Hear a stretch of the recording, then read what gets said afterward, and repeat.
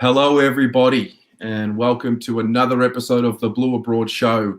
Unfortunately, as you can see, we are not in the beautiful studio today and tonight, but we will get to that in a moment. I want to introduce to you a new co-host. Well, he is a new co-host for the Blue Abroad Show on the Monday, but you may recognize him or his voice anyway. I speak of none other than my man, Alex Kayafa. Mate, what is happening?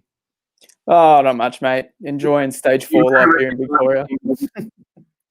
Yeah, Good mate. fun. Sorry about the background noise. Yeah. No, look, it's good to have you. So, like I said, for those of you who haven't seen Alex before, if you were listening to the Blue Abroad podcast when we first started it, or when I first started it back in 2018, Alex was the voice. You were the first guest on the show. We were in 2 different countries, and mate, it's good to have you on board, and welcome to the video experience. It feels good to be here, mate. I'll do my best to replace good old Dan while he's not here. But great to be here. Yep. Now, speaking of Dan, guys, Dan, he's okay. He hasn't been sacked. Everything is fine. Unfortunately, he's getting his internet connected in. So while that happens, he has only 4G. So we thought we'd give him a rest. Hilltop Hoodlum has joined as a member. Hilltop, thank you very much. So Dan will be in the comments tonight, which will be good to see. I'm sure you'll see him there in the YouTube comments anyway. Obviously, I know that we're not in the studio, but Shad from Assertive Media is still powering the show. I've been with him just now. He's doing all the sliders below, and he's going to be putting the comments up on the screen. So Shad, we want to thank you very much. I can't see you right this very second, but I want to thank you a lot for your support. I can't wait to get back in the studio, but we will plow on. And secondly, I want to also give a shout out to Melbourne Coffee Roasting Co. Our man Brandon, who runs a company there, has a great coffee company. I've really enjoyed working with him this month, and he set up a 15% discount for us. It's Carlton 15. You can see it there at the website. You get 15% off 2 separate orders. So if you are a coffee man or a woman, please check that out. And obviously the members. Now I'm going to put the members, or Shad's going to put the members below here, all of the original or the regular members. I can't shout every single one of you out by voice because there's just so many of you, but I really appreciate your support. ZV3, Black Carrot, and Jesse F, Premiership members, Riley, Dom, Rowan, Matt, Pressure Point Podcast, Jake, Benjamin, Jim Teleski, John, Damien, and Rafi, who are finals members. So thank you very much for that support. And we're going to have a little bit more of an interactive show tonight. I'm going to have the YouTube comments here next to me. So Facebook, unfortunately, I won't see all of your comments tonight, but that's okay. Let's begin. Let's begin. Alex, I want you to sort of do your thing. Give us a bit of a high level. What was the experience like in round 11 for you? What happened?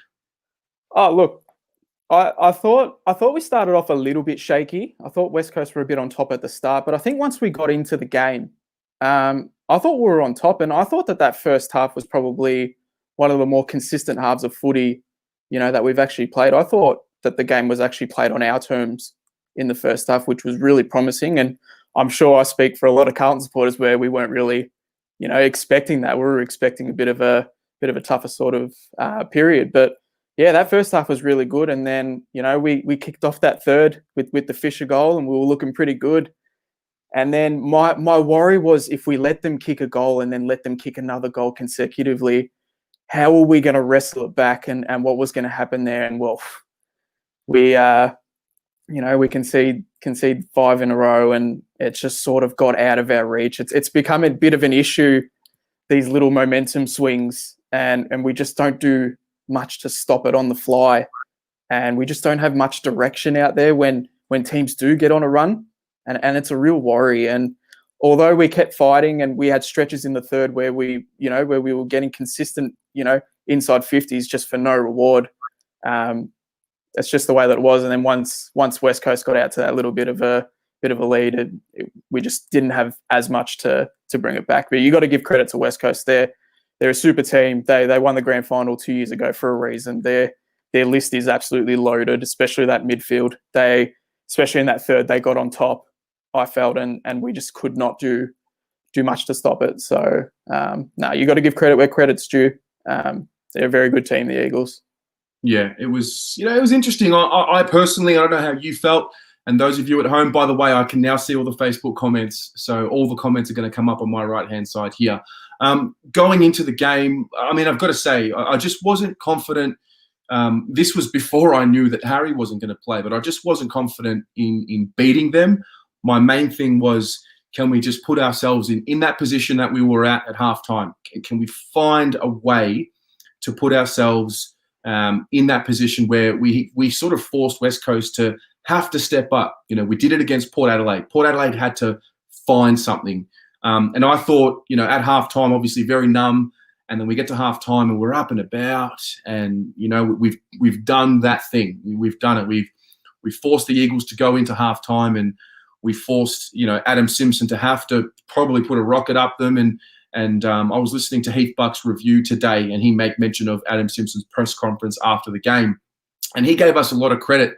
He was sort of talking about how they had to find something, and to be able to push West Coast like that, I think is a very positive sign. Yes, obviously, the third quarter happens and we get to that moment, where it's like, okay, 2 goals, 3 goals, 4 goals, and then we sort of get to that moment where it was 2.5 minutes left, and it was kind of like, here we are again. How are we going to deal with it? Are we going to have to wait till the three-quarter time siren to go before we make the change? Are we going to be able to fix it mid-quarter? And look, for whatever reason, unfortunately, we weren't able to do it. We'll get to the issue of it later, but what are some of the things, as Pommy in Oz has become a member? Pommy, welcome to the membership, mate.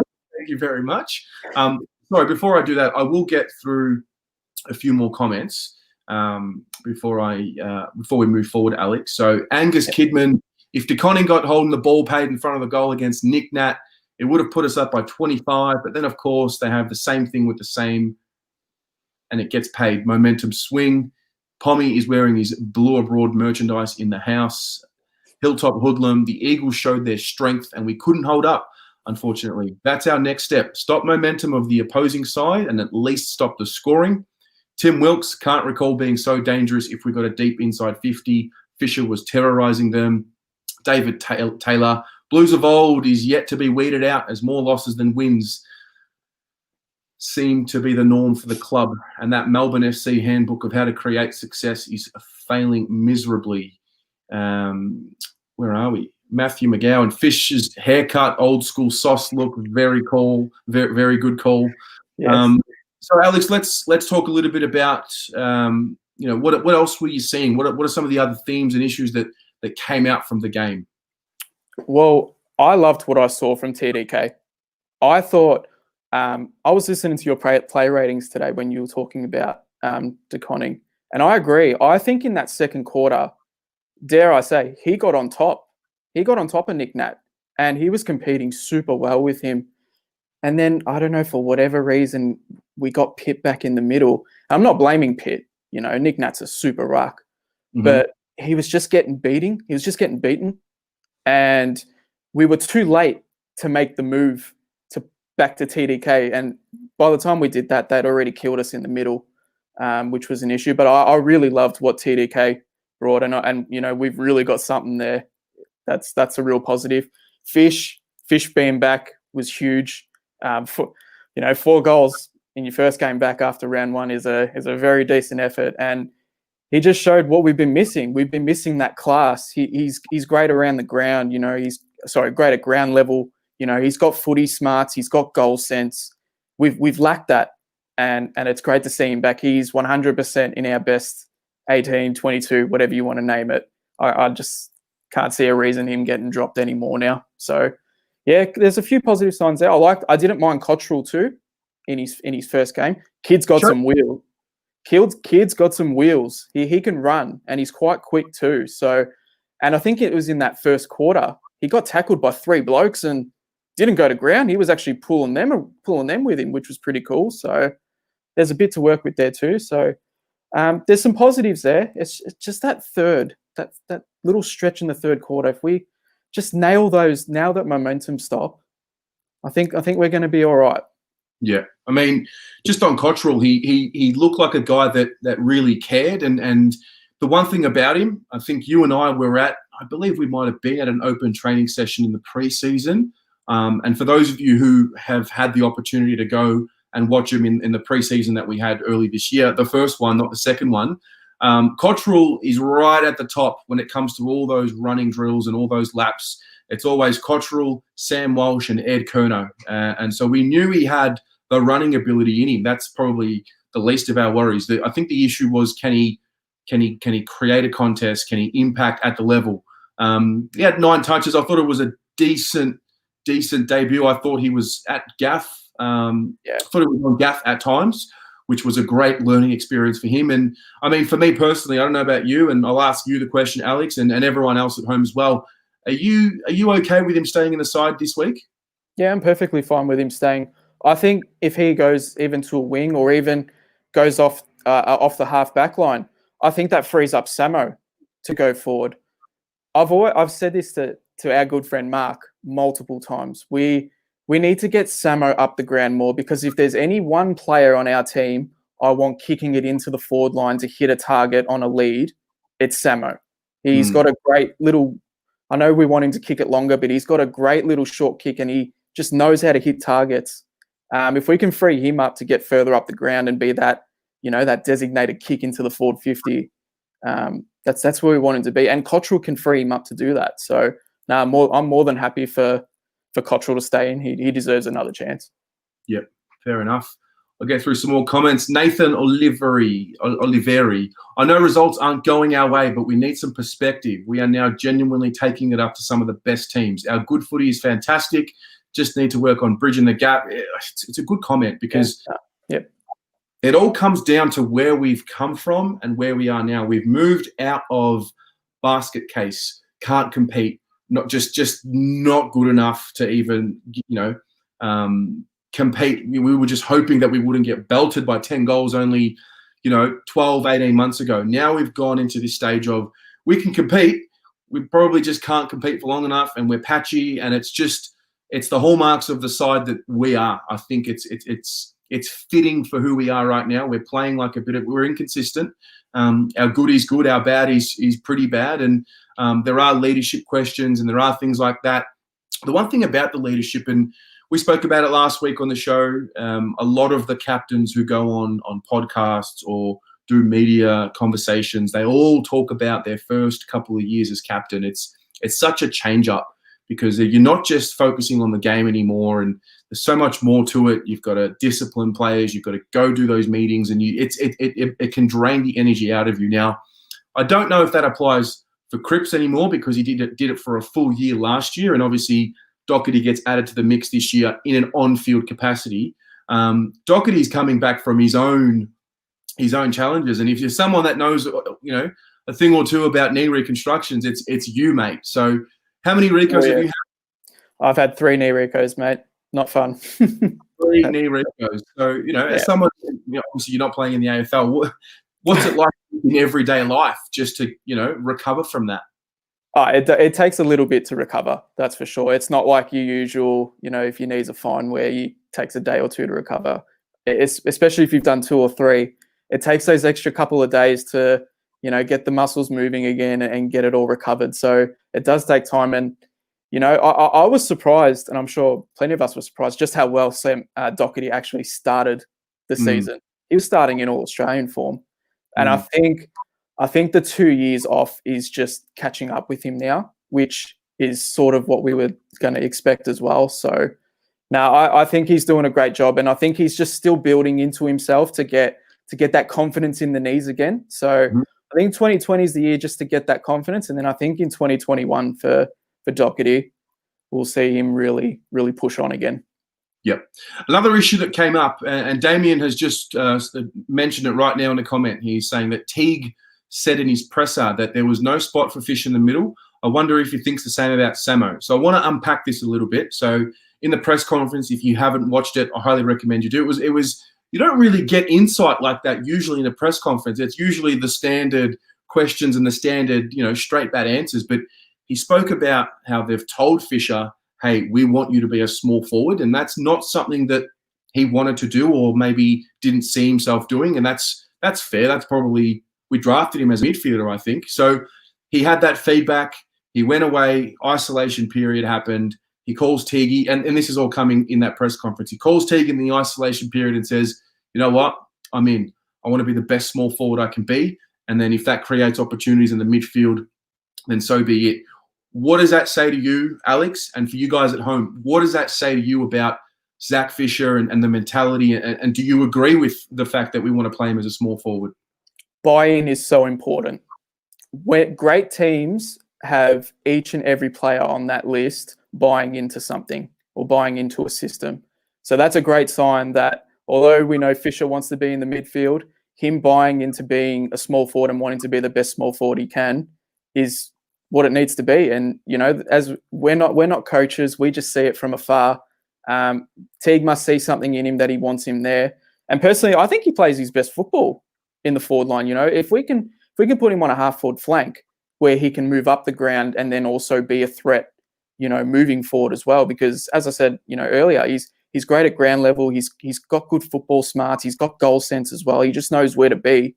That's a dangerous combination. So I really love hearing that he's bought into that, and I'm just hoping that the rest of the list are buying into what we're trying to do. Because, you know, I know we're not getting complete results, but we're seeing positive signs now, which is something we haven't seen over the last, you know, 2 years or so, which is really pleasing to see. So again, it's just that maturity and it starts with buy-in.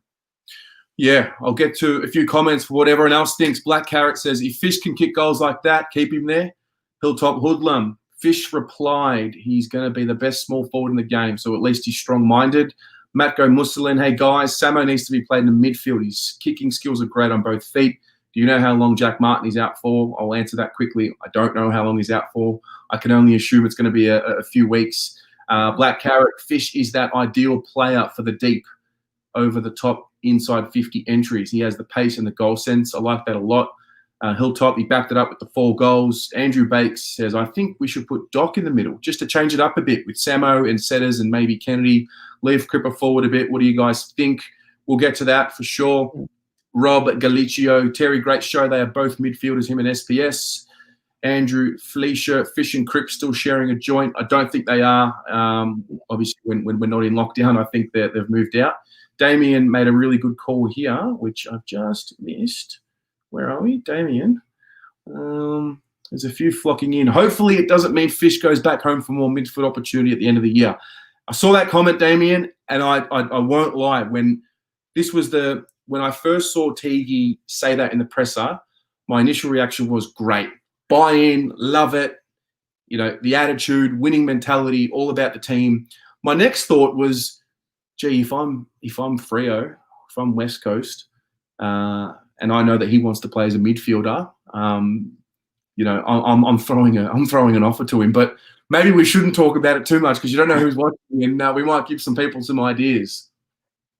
Look, I think Fish being in the forward line is, you know, and I heard Heath Buck say it in his video about Fisher. He needs to build an engine. You know, at the preseason trainings and things like that, he was always, you know, at the back of the running groups and things like that. If he can build that engine a bit more, I think we'll see him, you know, jump in the middle a lot more. So I'm not worrying about that. His time will come. Yeah.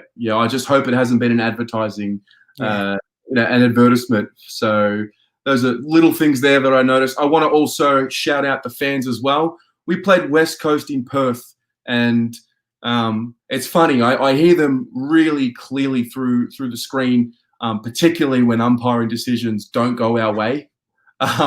Standard Carlton supporters. I love it. I love it.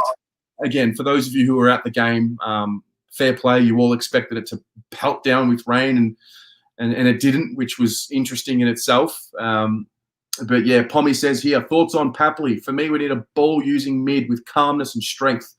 A ball-using backman and replacements for Simo and Betts. Papley, for me, would be all our picks. Superstar. Thoughts? We'll get to that, Pom. We'll do the fan question, the Q&A, a lot more Q&A tonight. What I want to do is I want to turn the focus to the votes. So for you guys at home and Alex as well, I know you watch the show. You know how this all goes. I want you to give me your 1, your 2, and your 3. Give them all to me in succession. And for you guys at home, I didn't ask you in the videos after the game because I wanted to wait for tonight because I'm really curious to see how this is going. Please put through your 1, 2, and 3 votes for the game. I feel like it's going to be quite different. Alex, the floor is yours, mate.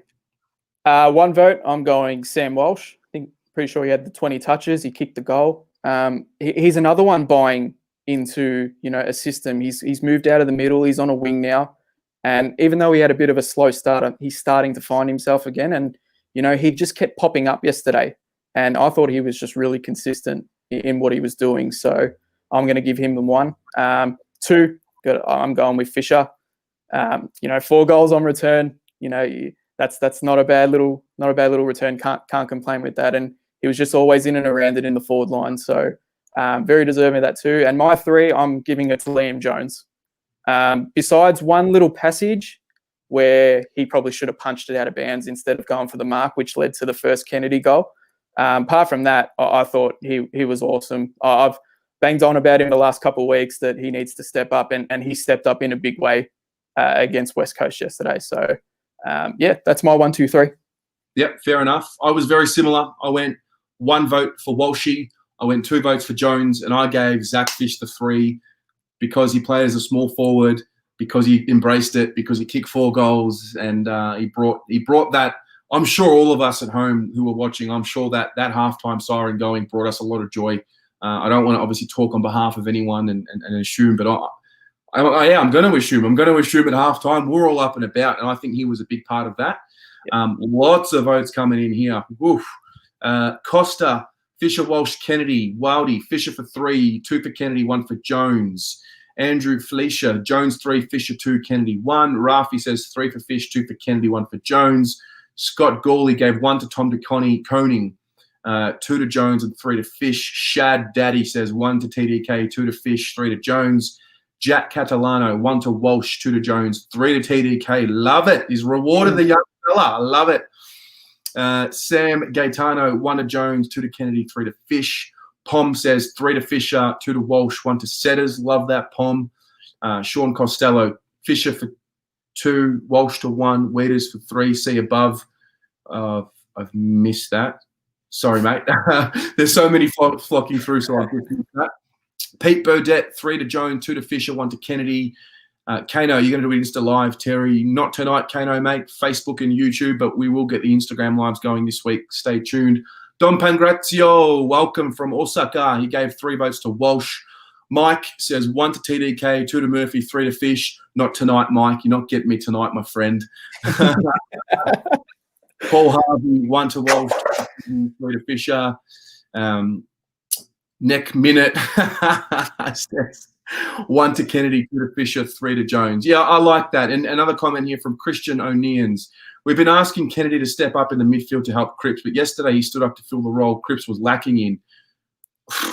Let's talk about him for a little bit because he's gone 1 good, 1 not so good, 1 good, 1 not so good, 1 good. I thought his good was good. There was a presence about Matt Kennedy, the marking ability. I thought that was really, really impressive. How'd you see that? Yeah, no, I don't have much more to add on that. I thought his first half was really good. He was finding the ball. He was using it really well. Some of those pack marks, wow, I didn't even think he had that in him. But he took a few nice grabs, and he's starting. I think he's just starting to get real confidence now, and that's just what he's been lacking is real confidence. He had midfield time, then he got pushed up forward. I think now he knows his role, and he's playing it quite well. And no complaints with Kennedy. He's performing. Yep. I want to bring up one more theme. I guess it's something that I've noticed in the questions that I asked for everyone to send me today. I don't know if you call it the elephant in the room. It's not umpiring. It's our inspirational skipper, Paddy Cripps. I've seen many people say he's injured. I've seen people say he's just out of form. I don't want to potshot him. This is not what it's about. But the same criticism that everyone gives to Mark Murphy and to Plowman is the same criticism that people are probably needing to be giving to Cripps. So how do we get him into the game? What are you seeing, Alex? What are you seeing from Cripps and everyone at home? What is your observations of Cripper? Is it what's going on? I'll keep it short and sharp. I think he's forcing it too much. He's just trying to make things happen, and that hasn't been Cripps. Cripps has let the game come to him, and that's what's made him so great, is when the game comes to him, he has that ability to just push on and start to use his strength and start to find the ball again. I think now because he knows, he's a leader, he's just trying to force it and make it happen. And when he gets the ball, just trying to do too much with it to make something happen, and he's just getting caught with it. I think he's just got to take a step back and just, as I said, I feel like I'm repeating myself, but I think he's just got to let the game come to him again, because when the game comes to him, he's one of the best midfielders in the league. I've no doubt he's going to pick it up. 100%, mate. He's a superstar. He's a superstar. Yeah. He will pick it up. It's just, I think, taking that little step back, just assess what's going on, and then plugging in the holes where he needs to. Yeah. Debbie says, stop thinking Cripper's the sole saviour. No, I don't think anyone is. That's the point. Everyone else around him, he's starting to lift. And there was a bit of a thought that once that happened, Cripps would flourish, because the attention is you need to think about Setterfield. You got to think about Matt Kennedy. You got to think about Walsh. But I'm just more mindful of, is he okay? Is it physical? Is it mental? It's just not the Cripps that I've seen over the last few years, and I'm trying to work out if it's something to be worried about. The one thing I'm actually enjoying is that he's going through it. I think it's a bit of adversity. Things are a little bit tougher, and it's probably just that next challenge in his career which is going to define him. When it comes to the basics, I'm looking at things like the set shots, those gettable set shots. I'm looking at things like the handballing, things like that. He's not doing hard things wrong. I think sometimes he's doing the basics wrong. So it's interesting, and it's Sean Costello saying, elephant in the room, I'm worried he's lost interest. No, I don't know if he's lost interest. He's definitely trying. I'm not one to question his effort, but it seems like we're sort of saying this is going to be the week. This is going to be the week. This is going to be the week. He's ready to explode. Is it maybe him as well feeling that? He's like, I'm going to get my 25 today, and who knows? And this is the other point. Garen Fisher, this is probably where I wanted to go with this. Garen Fisher says, losing culture a bit, I think. We're close, but so far. And, I'm just mindful of who is the one at the club when Cripps needs to be, I don't know, consoled, or when he needs to get advice on how to be better.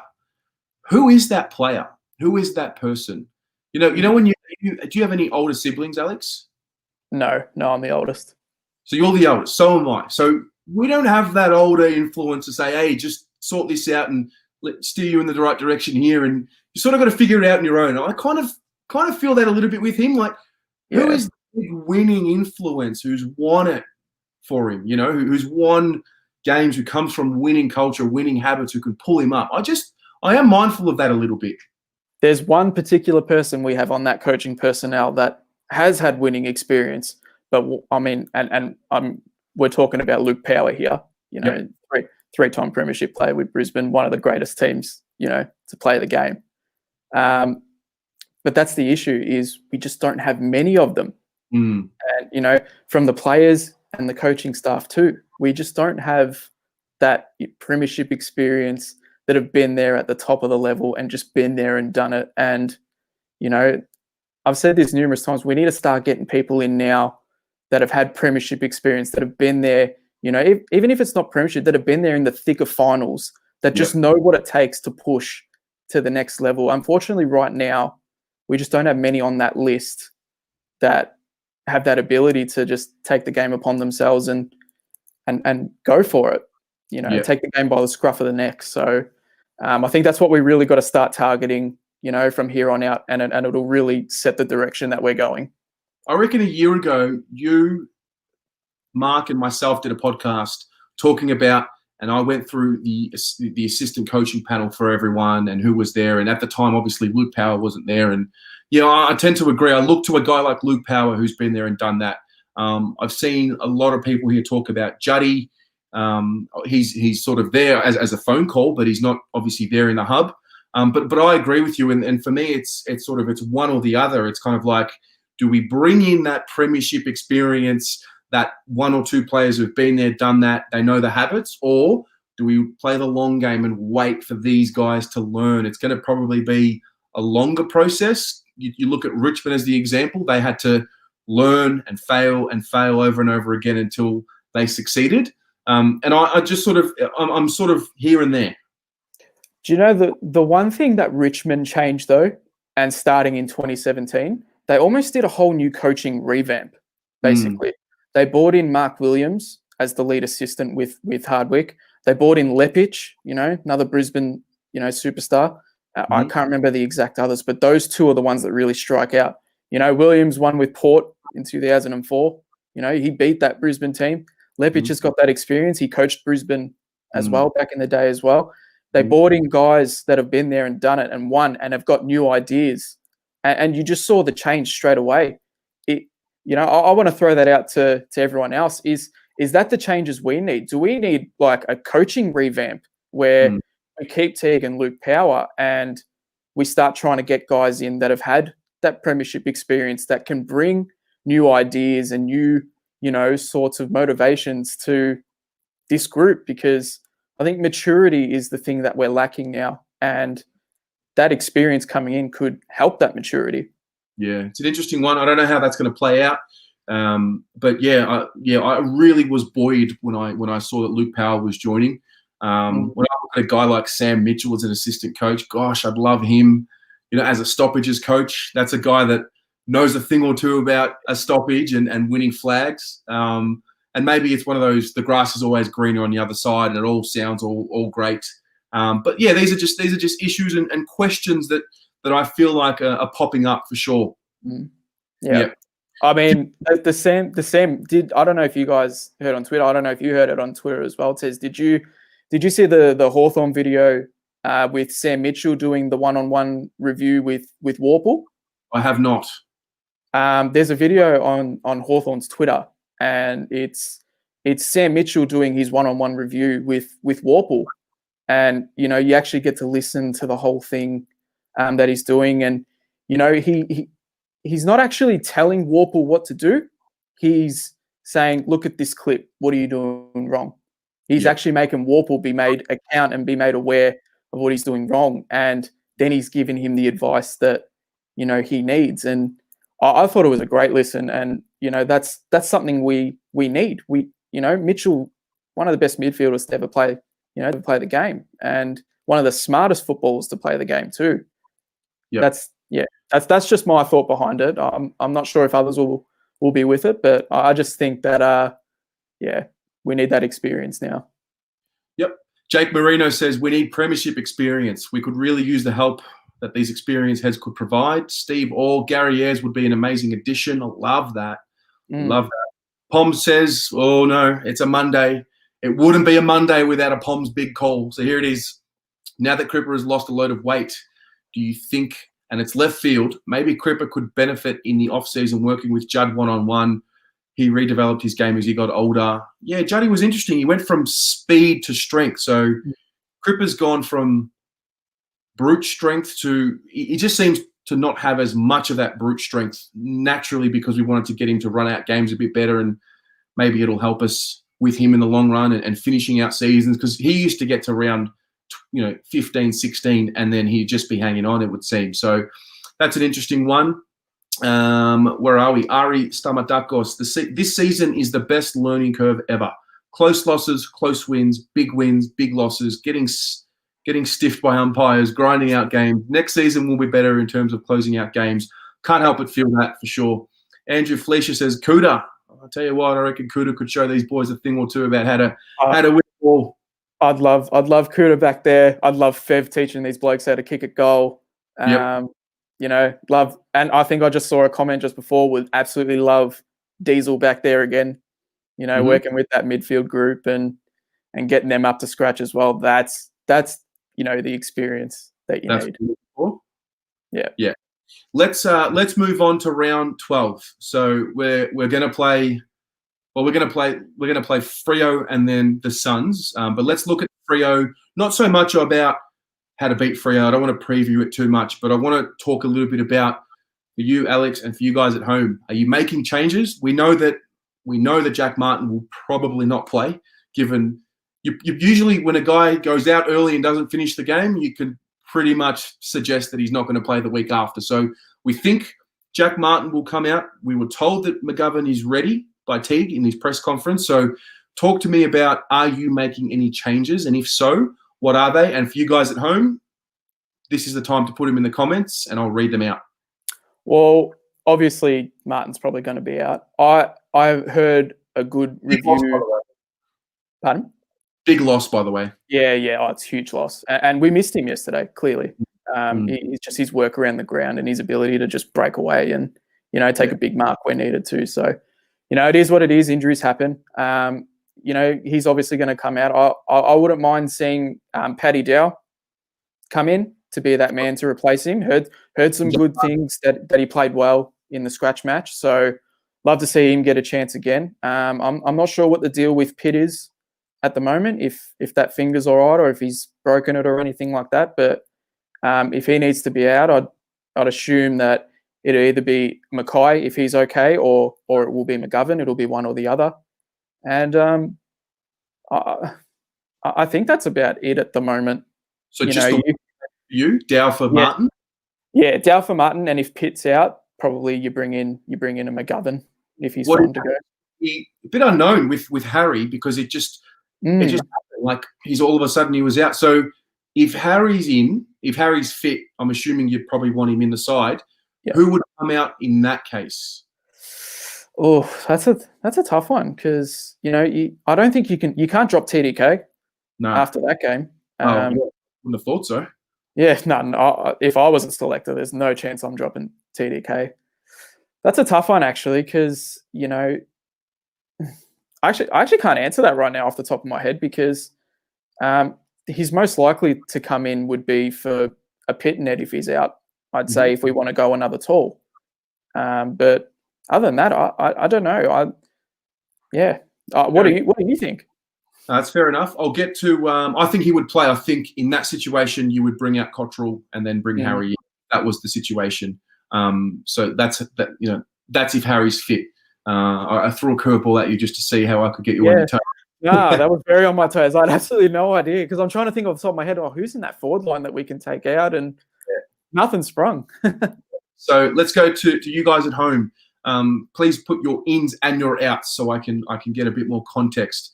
Where are we? Ari Stamatakos. I really want to see Honey get a run. Don't know who for, considering Gov could be back and the jury's still out on H. Dow wouldn't be too bad. A lot of Paddy Dows here. Hus Taleb, Martin for Dow or Honey. Thomas Bocelli, Dow, Margie McGovern. So who's coming out in that situation? Thomas. Perry Jean Al-Khoury says, "Oh my God, you're a TikToker. You've been found out, Alex." I found it. They found me. Very nice. Pommy and Oz, line in the stand. We're not losing to a team that is named after a place where boats sleep. Scooby-Doo side. Honey in for Martin. Carlton by 32. Dow to make 5 look like a complete mug. Love it. Hilltop Hoodlum says Dow for Martin. George says Cottrell out. Debbie says Paulson in, Samo rested. Dom Pang says in, Mackay and Dow. Dom, who are you bringing out? Sorry if you've already commented that. I just can't see it here. Where are we? Adriano Gara says Dow must play. Mike says Josh Honey. Polatos wants a Josh Honey debut. Where are we? George Stella wants to see Honey in. Jack Catalano. TDK just about outmuscled Nick Nat. Black Carrot, does Pito fit in the ground anywhere if TDK rucks on field? Where are we? Costa Melahidis. Martin out for Honey. Cottrell out for Mackay. Olotana out. Betts, Pito, Martin, Gibbo. In. Oh, I've lost you. I've lost it.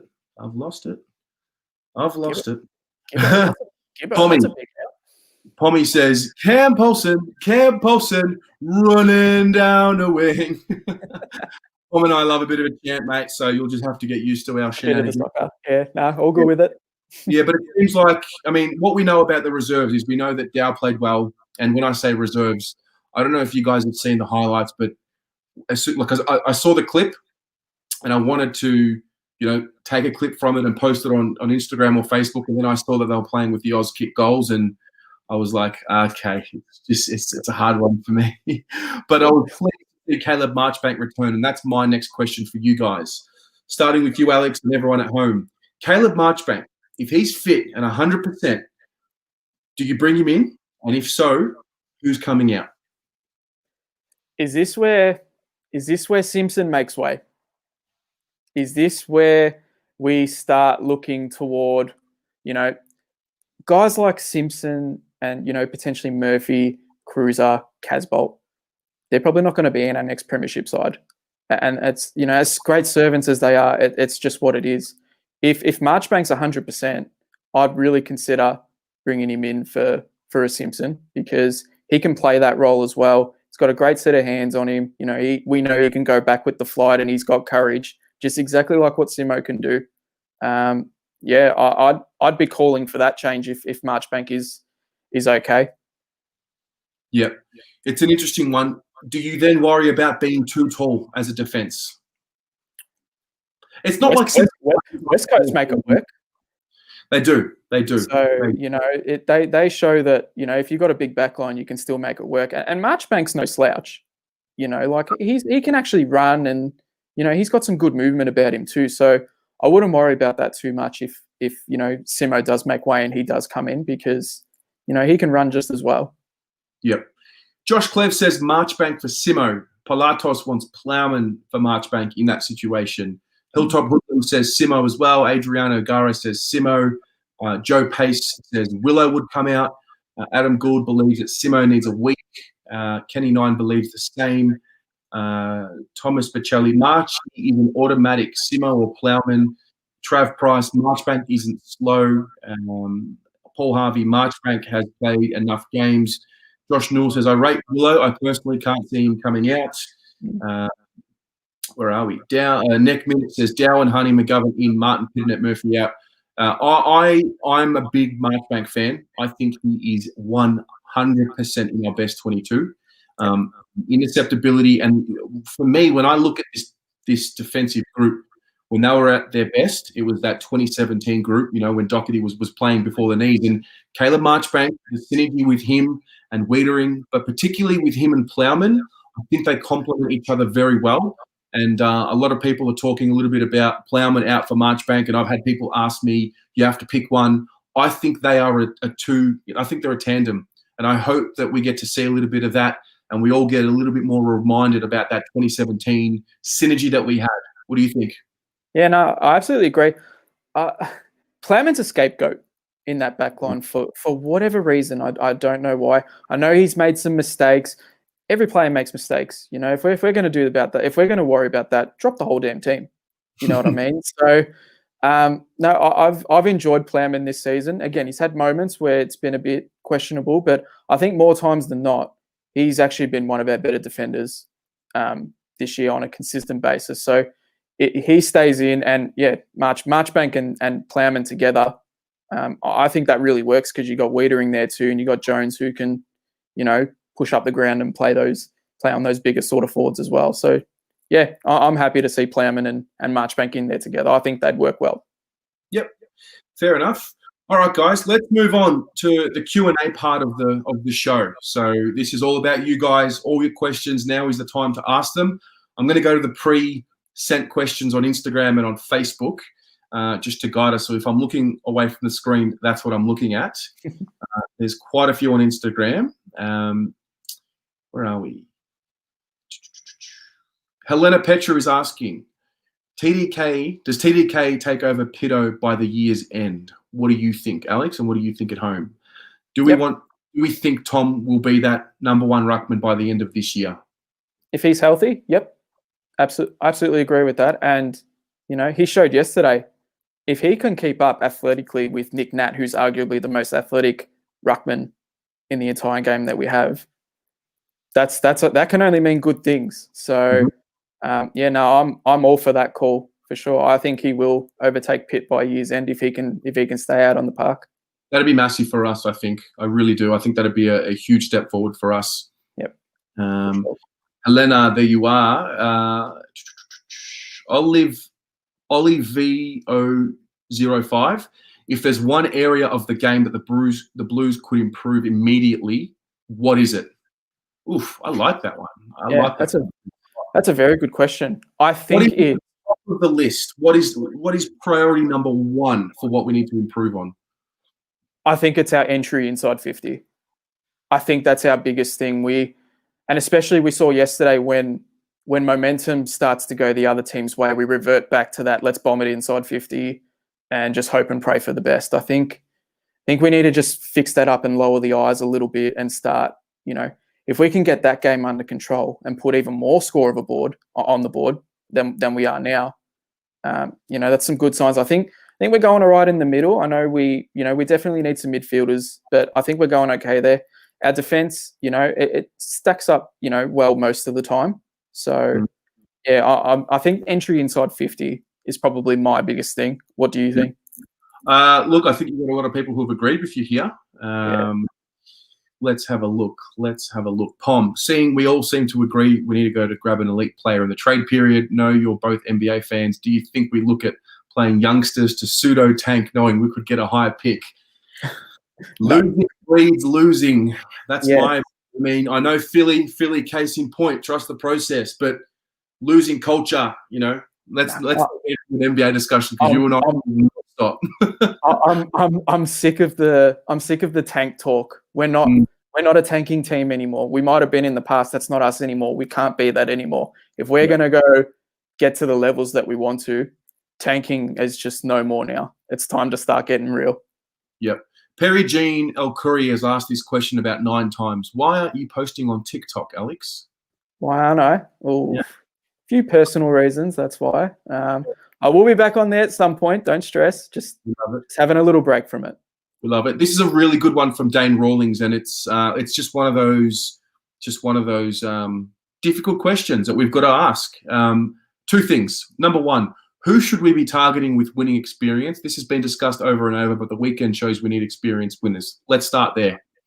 You guys at home, and Alex, who is the number 1 and 2, let's say 2 players on your radar? Who do we need with premiership experience? I know that the Papleys and the Ollie Wines have been floated all year.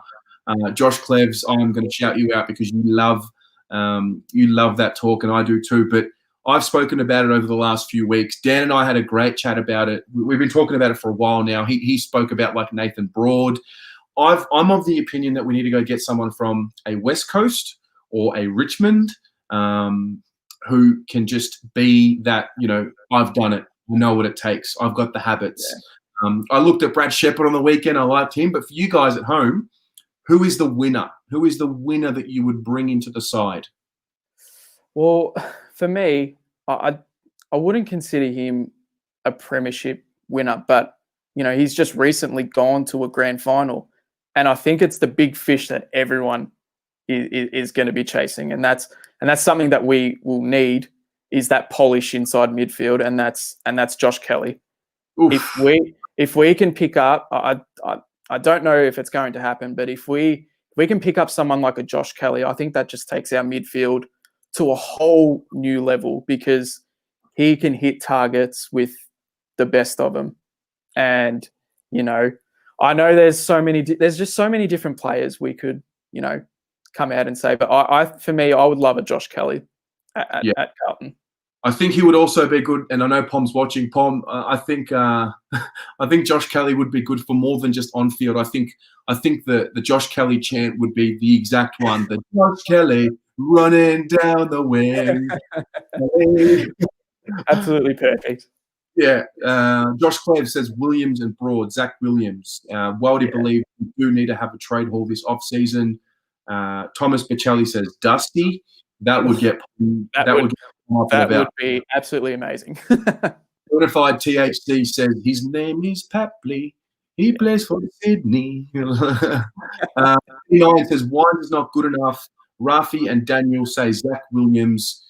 Trav Price says Rod Ashley and Brucey Dool. I love that. Polar reckons Mason Cox. Clayton Oliver from Adam Gould. I like that. Where are we? Pommy says, yeah, two words. Nathan Broad, and we go after one of the Eagles' small forwards. Josh Kelly's here. Bashar Hooley from Tim Wilkes. I like that. Black Carrot wants a bit of Isaac Rankine. Brad Crouch is being named here. Isaac Smith has been named here by Josh Blode. I like that a lot. Also, Josh Blode, winner of the Guernsey over the weekend. So congratulations, mate. Where are we? Adam Galgano says Papley and Williams. Petrarca from Jake Marino. It's pretty much those kind of names. But, yeah, it's an interesting one. I'm starting to really look at it. Shepherd from West Coast. Zach Williams, Nathan Broad I do like that one a lot. I actually really like that Bashar Hooley one as well. I like that a lot. I really like the Zach Williams one as well. That would be, I'm feeling, for some reason, I'm feeling somewhat confident we're getting Papley this year. I just feel it in me. I wasn't feeling it last year. I'm feeling it this year that this is the time that we're just going to go all out and get him. So I think if we can get him, that's one step. Zach Williams is huge because he's run off the halfback, and we can even put him on a wing as an extra runner that could free up, a Sam Walsh back in the middle and, or could free up a SBS back around the ball and around the wing where we want him to use the ball. So that'd be huge. I've said this many, many times. Our next two trade periods are probably the biggest trade periods we're going to have moving forward, because the next two trade periods are going to determine the direction we're heading. If we can't attract big fish, if we can't attract that A-grade talent to just build on, the building blocks that we have now, we might be in a bit of trouble. But if we need a big trade period, this one, if we can do something similar to what St Kilda did this year, you look at St Kilda's list, I reckon we could double that. I really reckon we could. I rate our list a lot better, to be honest. I wish I could ban you, brother. He's not been banned from TikTok. Please stop spamming that. That's just annoying me. Peter Potato says, he's going to jail. He's not getting traded to anyone. The next question, which I think Helena asked as well, but the next question in Dane's question here was, what is the succession plan for these guys as they aren't getting any younger? So these are the guys, and this is an interesting stat here. These are the guys who are over 30, and then I'm also going to give you their record, which is a little bit more, give us a little bit more context, right? Players over 30. So Simo's 36. He has a 121 and 210 win-loss record. Murphy, 33, 100 wins, 167 losses. Eddie Betts, 33, 79 wins, 110 losses. That's with Carlton. So there's a bit that's probably one that it's tricky because he has played at Adelaide. So I'll probably leave that one out. But in terms of the age profile, where are we? Cruiser's 31, 78 wins, 110 losses. Caspol's 30, 41 wins, 91 losses. Jonesy's 30, and his Carlton record is 19 wins, 49 losses. Our captain's records are as follows. Doherty, 32 wins, 68 losses, and Paddy Cripps, 28 wins, 81 losses. That, reading that out, probably answers a lot of my questions, if I'm honest. It's unfortunate to say. It's a losing culture. Our players have had double the amount of losses than they have wins. That's just not good. Not good at all. This is why we so badly in these next two trade periods need to bring in winners. We need to bring guys who've been there and done it. Doesn't matter where it's been, just winners that can just bring and reinvigorate this group. Because right now you heard those records, and that's from our experienced heads. That's the guys who should be leading us, into the future for the next crop to come through. And I don't know, it's an issue. I just read that record out, especially for Doc and Cripps, and that hurts. That hurts reading. Anyway, next question. Where are we? Looking at 2021, the question now has to be asked: what do we do with Cruiser, with Pitternet playing a role and TDK having a great game, leaving all supporters wanting more? Does he still fit into our side at his age, or does he become trade bait? Who's taking Cruiser? Who's going to take that? I just think, he's just missed too many games in the last 2 years, and I think teams are just going to be a bit scared off by that. So if we even wanted to dangle him as trade bait, he'd only be worth a third, fourth rounder. You know what I mean? Like, we're not getting a whole heap of value for him. So, it'll be interesting to see what happens with Cruiser. I've heard many reports that, we might not offer him a contract and, using him as trade bait and things like that. But I don't think he fits in this team anymore. If we're being legit and we're looking towards the future, TDK and Pitt are our guys that we've just got to persist with now. We can't keep going back to, as we'd call it, the golden generation that of players that we have. We've got to start looking forward now. Yep. Kevin Doherty says Cruiser done. Tim Wilkes believes Cruiser still has a place. Alistair says we've got to bring in some experienced players that know how to win. Helena says she feels sorry for Cruiser, but these decisions have to be made. Rafi says he would politely ask Cruiser, Simo, and Murphy to retire. Simon Joyce says Cruz needs to hang it up and be a ruck coach. Andrew feels the same way. Hilltop Hoodlum says we've got to get more ruthless and less emotional. Some of the older players have got to go. There was a discussion around that. You probably can't delist or have them retire all at once. I don't think you can do that.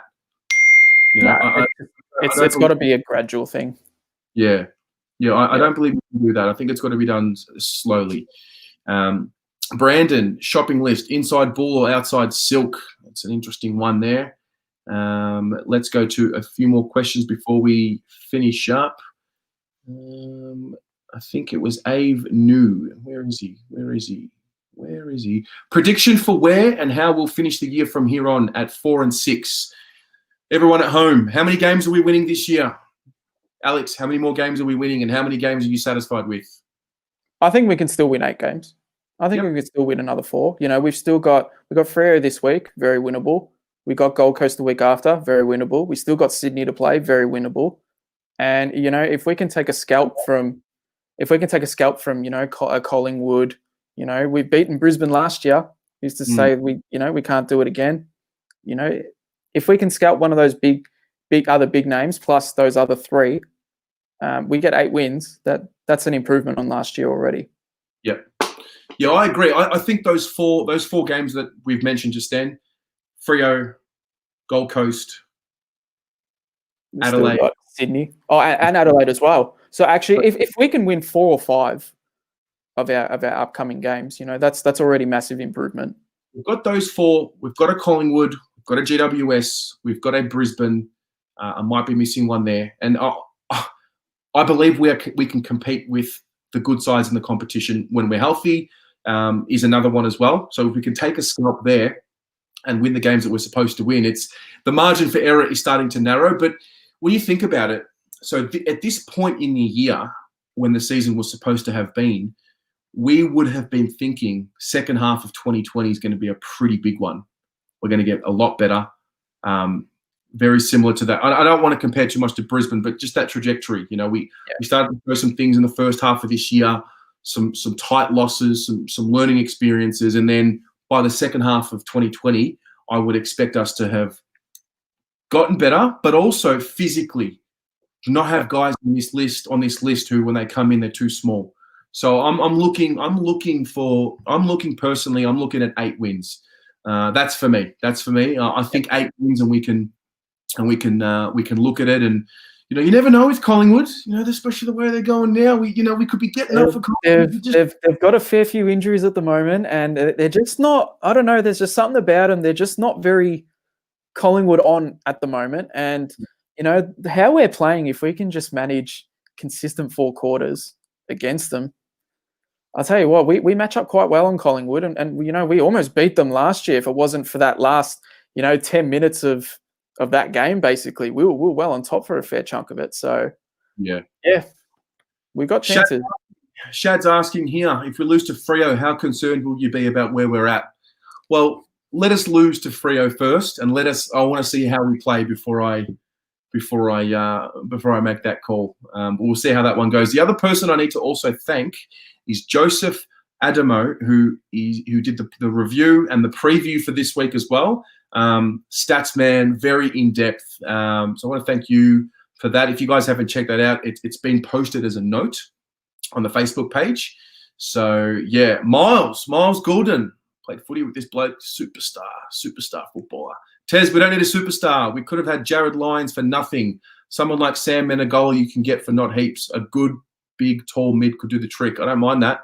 I don't mind that at all. That's a pretty good call. Adam Ross, we've shown what we can do when we're on 8 wins for him.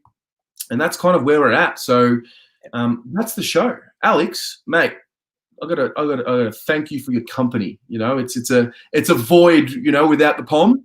But I thought you filled it very well. I've really enjoyed chatting with you, and mate, welcome back. Thanks. No, anytime, man. It was good fun. Love chatting the Blue Boys. Always will, and it's just good to have footy. That's for sure. Yeah, that's it, mate. It's keeping us sane. You guys in the audience, thanks for tuning in. Thanks for being a part of it. I feel so much better doing this every Monday. It literally keeps me grounded, keeps me sane. Thank you all for your support. And we'll be chatting. We'll be chatting throughout the week. Have a great one, everyone. Enjoy the footy tonight, and go the Mighty Blues.